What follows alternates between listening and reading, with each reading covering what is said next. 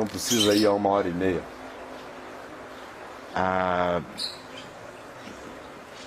Caio, são coisas que você já respondeu. Tá bom. E hoje eu quero só pedir aqui ao meu amigo Kenneth que mostre uma imagem aqui da nossa querida Gláucia, que é a nossa amiga muito amada da Estação do Caminho da Graça no Recife. Muito boa, deixa eu E está aqui com a gente. E ela ontem me disse que estava na cidade. Eu disse, então venha, participe do Papo de Graça. Depois do Papo de Graça a gente bate um papo. E o senhor que acabou de chegar aqui, eu não estou me lembrando do seu nome. Ferraz. Eu já estive aqui outra vez com a moça que veio do Recife. E ela indicou a Gláucia. E a Gláucia, eu trabalho com táxi, sou evangélico também. Ah, pois não. Então o senhor trouxe a Gláucia, veio pegar a Gláucia. Fazer o serviço, agora estou aqui. Então o senhor é muito bem-vindo. E recebi a bênção também e ouvi essas palavras profundas. Amém. O senhor sabe arrancar do coração e que alguém entenda ou não, ela saiu. Amém. E vai chegar em uma conclusão no coração de alguém. Ah, com certeza está chegando. Com a graça de Deus, o senhor é muito bem-vindo, senhor Ferraz. Bem-vindo. E você disse que chegou uma pergunta que você gostaria de fazer. Na verdade são duas. Isso aqui é realmente uma dúvida de alguém que me disse, por favor, fala isso que eu estou realmente com dúvida. É que fala em Daniel 10:5, viu um homem vestido de linho e o seu corpo era como turquesa ou beril, que parece com a descrição do deus hindu Krishna. Ela está dizendo que isso é confirmado, este homem com pele de beril, pedra cristal, azul turquesa. Parece que fala de Jesus Cristo, mas tem a descrição física do Cristo hindu. Mas no também. mesmo texto aí de Daniel, se ela ler, ele vai ser chamado de o Filho do Homem, que recebe o poder do Ancião dos Dias. Está falando de Jesus, Ancião né? de Dias. Então, outra vez a gente está lidando com categorias arquetípicas. Daniel não está vendo isso em lugar nenhum, senão na subjetividade, senão na mente dele. Na mente, a gente vê arquétipos. Outra vez a gente vai para a ordem de Melquisedeque, para a graça que manifesta esses arquétipos no mundo inteiro. Vai para o fator Melquisedeque, que aí já é uma coisa missiológica trazida pelo Don Richardson, na década de 70, que em cada cultura do mundo existem frestas, portas de entradas preparadas por Deus para o Evangelho, que são elementos arquétipos e simbólicos presentes na cultura, que são portais de acesso. Então a arquetipia de Cristo está presente no mundo inteiro. Está presente não só em Daniel, quando ele estava na Pérsia. Isso é um texto... Persa. No texto não é persa, mas a figura de Daniel, ele foi para lá garotinho. A influência dele era dupla, da cultura judaica que virou rabínica na Pérsia, foi onde surgiu o rabinato e a sinagoga, e ele foi instruído em todas as culturas do mundo na época, porque a corte de Nabucodonosor, depois dos reis que o sucederam, incluindo Ciro o Grande, onde Daniel também esteve presente, Dario e essa moçada toda, foram alguns dos momentos culturais mais polimorfos da história do planeta na antiguidade, de ajuntamento de culturas. Daniel ali dentro. E Zaratustra, ali 600 anos antes de Cristo, portanto, período de Daniel. Daniel foi para a Pérsia num momento riquíssimo da história persa, que era um momento também de muito discernimento de anjos. O movimento da consciência espiritual em Zaratustra contava com o elemento da criação invisível dos anjos, dos entes invisíveis angelicais. Isso não é uma coisa que se restringe à Bíblia. É outra coisa que crente parece que não sabe. Que muitas culturas do mundo sempre creram em anjos, com outros nomes, mas você vai ver a designação, aqui a gente chama, é correio, carteiro. Nos Estados Unidos é mailman. Em alguma outra língua, cada língua designa Seus mensageiros. Os seus mensageiros. O carteiro, o que é? Um anjo. Enviado. Não é? Angeloi. É o carteiro, é o cara que pega a carta, que leva a mensagem, seja escrita, seja verbal. É o anjo. É a mídia, é o meio. Tem anjos de todo tipo, com todas as caras, com todas as formas. Tem anjo com pinta de relâmpago, sentado em cima da pedra da ressurreição, lá da tumba da ressurreição, em Mateus, no Evangelho de Mateus. Eis que apareceram 2 anjos cuja aparência era como relâmpagos, e os guardas que os viram tremeram espavoridos e ficaram como se estivessem mortos. Nem o Spielberg criou um efeito especial daquele, um relâmpago assim. Imagina um relâmpago falando. Um relâmpago. Como é que você vai olhar? Um relâmpago falando na tua frente? Não consigo, estou olhando para você. É, um relâmpago falando. É que o pessoal não tem imaginação quando lê a Bíblia. Não faz a viagem para ver como o negócio é muito doido, meu irmão. Mas bota buraco mais embaixo para discernir o quão doidas são as descrições. E vindo para Daniel, aí no capítulo 10, Daniel está vendo um arquétipo universal, que não é só dele, que milhões viram no mundo inteiro. Daniel escreveu, ou falou, e o que ele disse foi escrito. Agora, quantos milhões de Daniéis no mundo tiveram a mesma percepção? Com certeza. Hein? A gente fica pensando que o que está escrito na Bíblia foi uma coisa que só um viu, não. Aquele ali teve o privilégio de o que ele viu e discerniu ter sido escrito, registrado para nossa edificação, mas aquilo ali não limitou a ação de Deus na história. Aquele cara não era o gargalo, ele era só uma voz. Ele não era entre muitas, né, Caio? Exclusivo só Jesus. O resto, mano, não é nada exclusivo. Há vozes aqui, ali, além. Não é exclusividade. Não. Né? Exclusividade. Deus é Deus só de um povo, né? Deus é Deus dos homens, né? E o Israel não é povo de propriedade exclusiva de Deus? É. Mas é único, não todos os povos são povos de propriedade exclusiva de Deus. Israel é um povo de propriedade exclusiva de Deus na eleição para ser um povo que desse um testemunho histórico. Porque testemunho para ser dado na história tem que ter agentes históricos dando testemunho histórico. Por isso que a salvação vem de Israel, porque Jesus estava lá, nasceu ali. Mas a salvação vem de Israel, mas a salvação é para todos os povos. Primeiro para o judeu, depois do grego, assim como o juízo. Primeiro para o judeu, depois do grego. Ou seja, se a voz se fez ouvir primeiro aqui, mas não parou aqui. A mesma voz de salvação que se fez ouvir primeiro aqui, não foi contida aqui, nem aqui será contida. Mas é a mesma voz que carrega juízo também, que vai ser ouvida primeiro aqui. De modo, meu querido, que tudo está aberto a todos, e Deus está livre para se revelar como queira, em qualquer lugar. E quem crê nessa liberdade de Deus, segundo a ordem de Melquisedeque, conforme o escritor de Hebreus tão claramente nos define, sabe que Deus está se revelando aos homens no mundo inteiro. Eu, quando prego o Evangelho e vou a qualquer lugar da terra anunciar o Evangelho, eu não vou porque, se eu não for, Deus está perdido, pobre Deus, não conta comigo, não tem voz, não tem como se comunicar. É igualzinho os ídolos dos povos, tem boca, mas não fala, tem olhos, mas não vê, tem ouvidos, mas não ouve, o Deus dos crentes. Se eu não for, ele não fala, se eu não vir, ele não vê, se eu não me manifestar, ele não chega. É igualzinho aquilo que os crentes combatem nas outras crenças, mas o Deus deles só vai se eles forem, só fala se eles falarem, só vê se eles virem, só ouve se eles ouvirem. Eles são Deus por Deus, os crentes. Eu, como não creio nisso, eu creio que Deus é Deus. Se eu for, o privilégio é meu. Se eu não for, ele vai do jeito dele. Ele está, ele está. Se eu não for, alguém vai falar, se ele quiser que alguém fale. Se ele não quiser, ele fala do jeito dele. Se ele quiser, todas as mulas dão testemunho, todas as pedras gritam. Se ele quiser, todo beija-flor vira anjo. Se ele quiser, qualquer coisa. Então, eu não estou indo lá para salvar Deus de nada.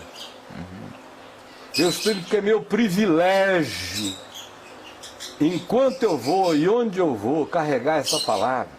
E mais do que isso, eu me tornei um indivíduo que não apenas carrega essa palavra aonde a vida me leva. Eu me tornei proativo. Essa palavra está tão pulsante em mim que eu também passei a vida definindo os lugares da terra onde eu também quero ir e levar esta palavra. Mas não é porque se eu não levar, Deus está engargalado. É porque é meu privilégio anunciar o Evangelho. É por amor que eu faço e que cuido desses cordeirinhos, conforme Jesus disse. Tu me amas, Caio? Você que já me negou não 3 vezes, mas me nega todo dia. Se tu me amas, cuida bem dos meus cordeirinhos. Olha para essa moçadinha pela qual eu dei minha vida. Manifesta teu amor por mim, amando o mundo, amando os homens. Se tu amas o Evangelho, vive o Evangelho e anuncia o Evangelho. É simples assim. Então, não há nenhuma compulsão culposa, missional, para eu pregar o Evangelho em qualquer lugar, só tem privilégio. Porque Deus é livre. E Ele se revela como Ele quer. E se eu não for, Ele irá, alguém irá. Mas Ele não está engargalado a ninguém e nem em coisa alguma. E os arquétipos universais iluminam sonhos, interpretações, visões, percepções de pessoas no mundo inteiro, desde antes de haver crente na Terra. Porque sempre há Deus. E Deus conosco. Deus sempre é Emmanuel. Amém. Graças a Deus. Sempre é Emmanuel. Quando Ele se encarnou, e Emmanuel ganhou visibilidade aos nossos sentidos, Ele apenas provou que Emmanuel é sempre Deus conosco. Do contrário, a gente não saberia que Deus pode ser tão Emmanuel, tão Deus conosco, tão Deus com a gente, tão Deus fazedor de tendas para morar conosco. Mas Ele é sempre Emmanuel. A ponto de se encarnar, né? Esse é o gesto, é a tenda final. É como senão a gente não enxergava essa presença. E Ele vem e faz a sua tenda com a gente. Mas agora a gente sabe. E nós não precisamos fazer tenda para Ele. Ele é a nossa tenda, Ele é o nosso santuário. A gente vive nele e Ele vive em nós. E esse é o nosso telhado. Amém. Esse é o nosso caminho, a nossa cobertura, é o nosso existir, a nossa morada nele, é a morada dele em nós. E quem entendeu isso, transcendeu a tudo. Alguma outra pergunta só para encerrar? Tem. Eu gostaria de saber do Caio se o Evangelho, para surtir efeito no coração de alguém, Jesus precisa ser reconhecido primeiro como agente histórico ou como particularidade no coração de cada um? Como agente o quê? Como agente histórico, como um elemento histórico. Não, aí a religião é que diz o que primeiro tem que vir. Isso tudo é mentira. Tudo isso é mentira da religião. A religião não tem saying on this. Não tem o que dizer a respeito disso. Ninguém sabe como Deus se revela. Ele escolhe as vias e os caminhos e os processos. São os mais diferentes, os mais diversos. Eu, por exemplo, conheci primeiro a informação histórica, porque eu nasci aqui no Ocidente. No Ocidente, para cada 1000 pessoas que encontram Jesus, 999 receberam primeiro uma informação histórica. Provavelmente em cada 1000 tenha um que não tenha recebido uma informação histórica, como... Aqui no Brasil todo mundo, a gente comemora o Natal, meu Deus, você já só de ver um crucifixo nasce ali, na manjedoura, nasce no presépio. Natal. Então não tem como não ouvir informação histórica de Jesus.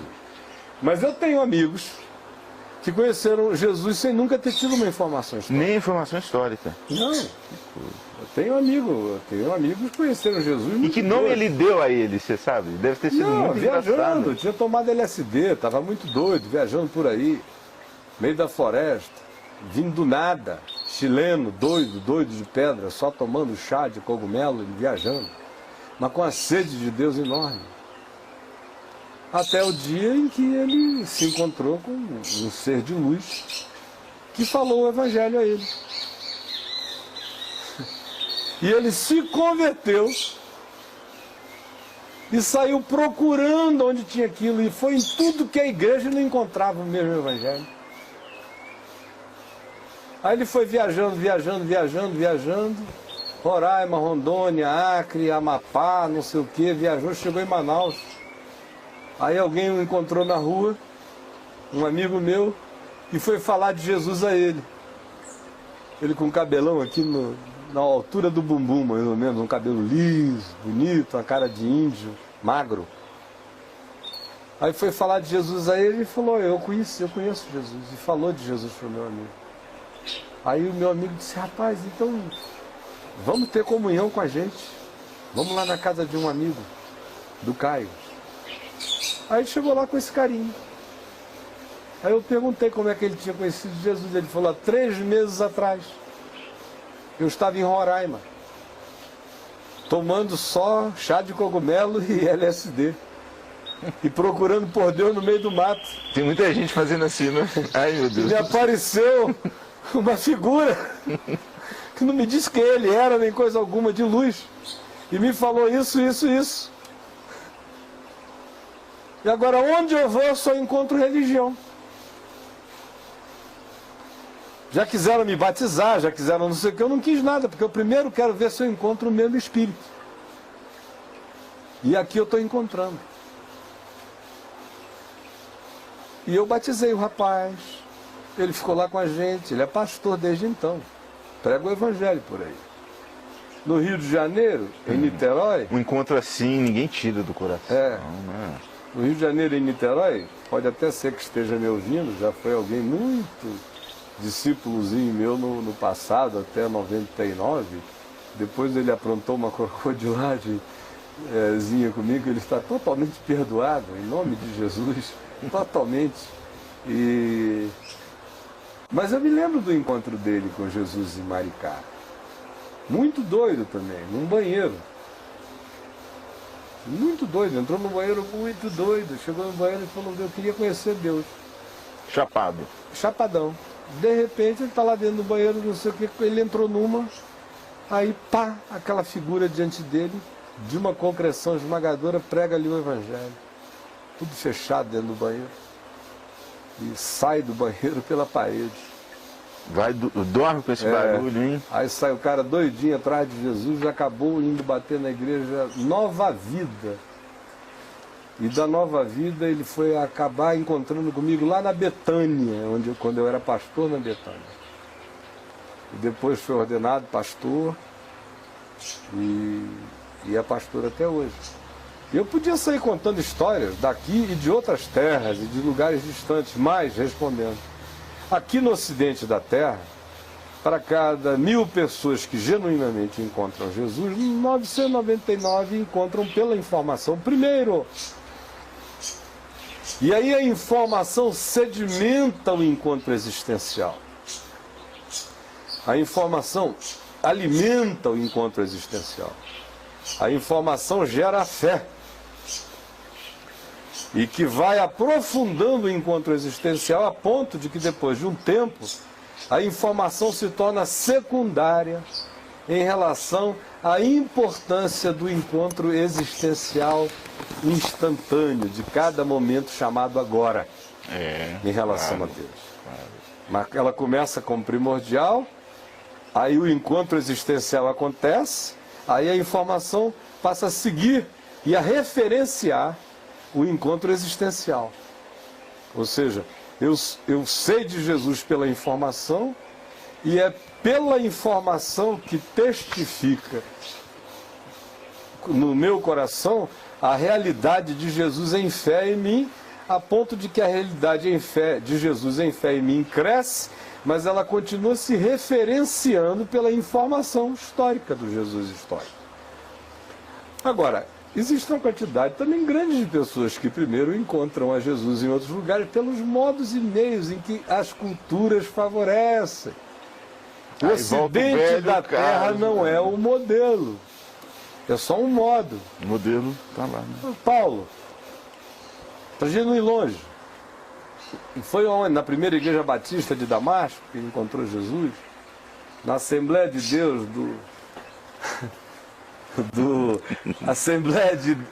a Igreja Brasil para Cristo em Damasco, como tem o Brasil para Cristo no Paraguai e por aí afora. Não. Ele encontrou a Jesus andando numa estrada, seguido por um bando de marmanjos, com um ânimo de morte danado para matar um monte de discípulos, ele não acreditava em nada disso, ninguém pregou para ele, ninguém estava diante dele, não lia texto nenhum.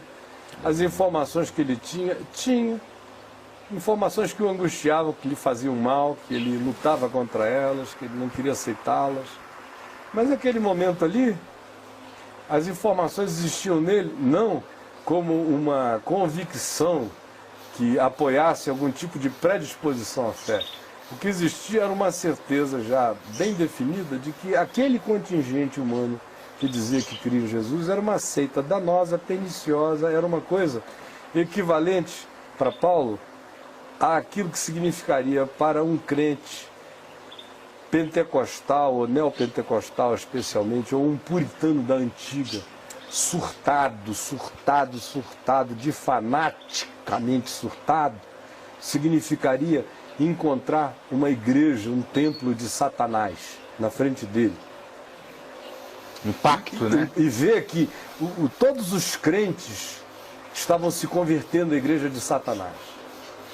E esse fanático, doidão cristão, ou puritano, ou pentecostal, ou neopentecostal, se deixasse tomar por um ânimo tão poderoso, tão violento de enfrentamento daquela maldade histórica, tão de santa inquisição sincera, não como a insincera da Igreja Católica, mas com aquela disposição de levar a coisa até a morte, e partiria para dentro para querer eliminar o foco daquela maldade. Esse era o ânimo de Paulo, esse era o zelo, era como quem estava lutando contra o diabo em carne e osso. É nesse espírito que ele encontra Jesus. Essa era a vontade dele de encontrar Jesus. E a noção que ele tinha desse Jesus Cristo. Que ele encontrou, e diz, não foi carne nem sangue que me revelou. Não, a informação, eu fui sabendo da informação depois, a informação veio confirmando a revelação em mim. No caso dele, os apóstolos, as colunas de Jerusalém, o pessoal que veio dar apoio, veio depois. O próprio Barnabé encontra um homem que já está fortalecido no espírito, ele começa a pregar imediatamente. Imediatamente. No dia E os irmãos seguinte, ficam com medo dele ainda. os irmãos, ele tem que fugir no sexto, ele tem que sair corrido, porque os irmãos têm medo dele, os que perseguiam cristãos agora querem matá-lo, e os que não queriam nada com cristãos dizem, esse cara é um doido, então não queriam abrigá-lo. Aí para onde ele vai? Vai para a Arábia, fica no deserto 3 anos, sozinho. O que a gente vê de Paulo ativo no livro de Atos é depois desse ato de solidão no deserto da Arábia. Quando a gente já vê o cara chegando em Antioquia, ele mandando vir, é depois de 3 anos de solidão. É por isso que escrevendo aos Gálatas ele diz, olha, o meu evangelho não foi carne nem sangue que me revelaram. Não aprendi com homens. Não fiz um cursinho. Será que Pedro, ele tinha algum rolo com ele para estudar, para rever? Claro. Será que ele tinha, carregava com ele? 2 Timóteo, capítulo 4, quando ele diz, por favor, quando tu vieres, traz os rolos, especialmente os pergaminhos que eu esqueci na casa de Carpo. Eu deixei na casa de Carpo. Ele deve ter lido lendo. tudo diante agora dessa nova revelação. Foi educado aos pés de Gamaliel, desde criança. Deve ter revido tudo. Então, tudo que não faltava ali era cultura judaica, judaica extra-bíblica, sabia tudo de todos os livros apócrifos judaicos, dos pseudoepígrafos judaicos, das culturas paralelas judaicas, de todas as tradições e informações judaicas. Estudou certamente aquilo que os essênios diziam, que cada seita, grupo oculto afirmava. Ele entendia os significados das coisas, das filosofias gregas, todas elas. Ele discutia com os filósofos epicureus, porque ele conhecia o que o que Epicuro ensinava. Ele discutia com os estoicos, porque ele sabia o que Zenão ensinava. Ele podia discutir com os platônicos, ele sabia o que Platão ensinava. Enfim.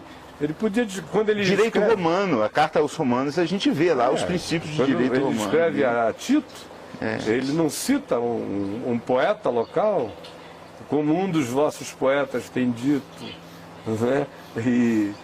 E a frase daquele poeta, filósofo, era absolutamente verdadeira e importante, designava bem o significado daquela cultura e daquele estado. Quando ele chega lá, a gente chega em Atos 17, lá no Areópago, em Atenas, quando ele alude ao Deus desconhecido, passando e vendo os objetos do vosso culto, encontrei entre eles um no qual está inscrito ao Deus desconhecido. Pois bem, a este a quem adorais sem conhecer, é precisamente aquele que eu vos anuncio, a saber, o Deus que criou os céus, a terra, o mar e tudo que neles existe, vem, chega até a Jesus e a ressurreição na sua narrativa. Ele conhecia a história que tinha acontecido 400 anos antes em Atenas, no tempo em que deu uma praga, em que a cidade inteira começou a morrer de praga, e que foram oferecidos sacrifícios a todos os deuses, ao panteão grego inteiro, e a praga não cessava, até que chega um sábio e diz: olha, nenhum Deus vai atender a nós, porque isso é de uma instância superior a tudo que nós temos e conhecemos. Vamos fazer mais ou menos a mesma coisa que os filisteus tinham feito, um exemplar do tipo de praga que está nos acometendo, um engessamento, uma formatação, como os filisteus fizeram da praga bubônica lá em Gaza, Ecrom, Asquelon e Asdod, nos dias de Davi, e vamos fazer um altar dedicado ao Deus que nós não conhecemos, e a praga vai cessar. Aí eles ofereceram os sacrifícios deles ao Deus desconhecido, e a praga cessou. Por isso ali, naquele lugar, continuava erguido aquele monumento ao Deus desconhecido, aquele altar. E Paulo, que conhece essa história inteira, recupera a história e prega a partir dela. Então nós não estamos falando de um alienado, mas de um cara que, do que era possível saber no ambiente, no mundo dele, ele sabia o máximo possível das coisas. Esse cara fez uma viagem da luz que o enterneceu, a revelação que nele penetrou, a informação veio só depois confirmar o espírito da revelação que estava nele. Caio, tem uma pessoa desesperada aqui, fazendo a mesma pergunta mais de 100 vezes, copia e cola, fica fazendo, só que a pergunta já está respondida no início do programa, então, meu irmão, nós não vamos poder responder. Qual é a pergunta?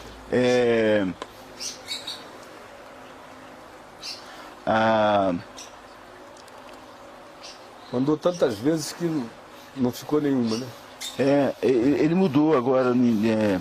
Como o pastor Caio avalia o fato da Bíblia omitir informações acerca da juventude de Jesus até o início esse do foi seu o nosso ministério? programa, foi sobre isso, né? Foi então, tudo sobre este isso. mesmo será repetido agora às 3 da tarde, aqui na VMBTV, Ele vai depois às ouvir. 9 da noite, assista o programa do início, que você vai saber de tudo, né? Porque senão ia ter que recomeçar tudo outra vez, a primeira hora inteira foi só... Ele nem está ouvindo o que a gente está falando aqui, que continua fazendo a pergunta.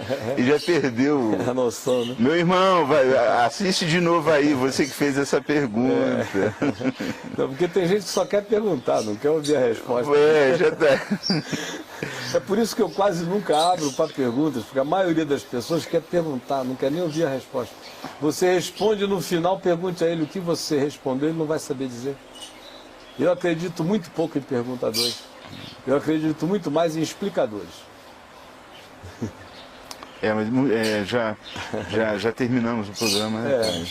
Mas ele vai poder ver as repetições hoje à tarde. Agora, as repetições, eu quero lembrar ao meu amigo Edivaldo, que elas têm que ser precedidas pelo filme.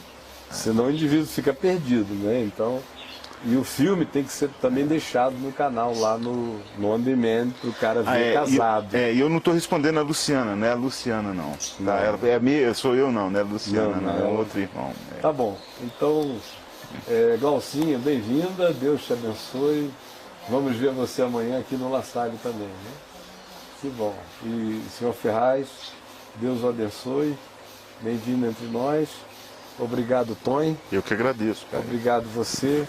Que o Senhor Jesus nos abençoe, Amém. Nos ilumine, nos encha de alegria no Espírito Santo e de fé.